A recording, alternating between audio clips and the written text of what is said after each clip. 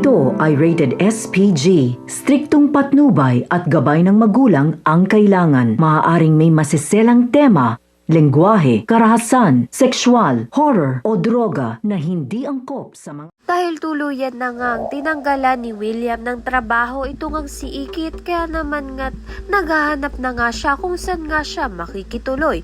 Nang may nakita nga siyang isang bakanteng lote at makikita niya nga ron itong si Mayumi na nakagapos nga. Kaya naman nga't magmamakaawa itong si Mayumi na tulungan siya ni Ikit na makatakas. Kaya naman nga't gagawa ng paraan ito ngang si Ikit upang makatakas na nga itong si Mayumi.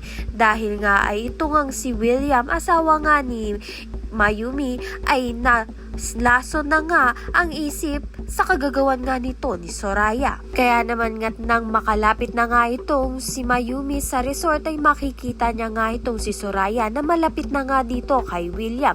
Kaya naman nga't pinagsabihan ni Mayumi itong si William at hindi nga siya makapaniwala na nakuha nga ni Soraya ang loob nga nito ni William.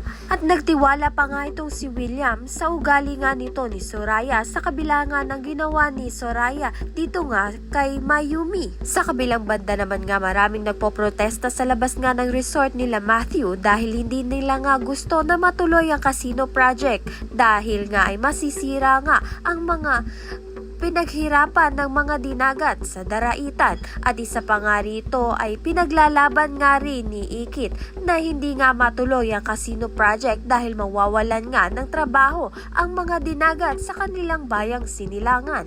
Kaya naman nga dahil dito ay hindi na nga itutuloy ang casino project upang nga masuportahan ni Matthew ang layunin nga ni Ikit sa dinagat. Ayan at iba pa ang dapat nating pakaabangan. Maraming salamat sa iyong panonood.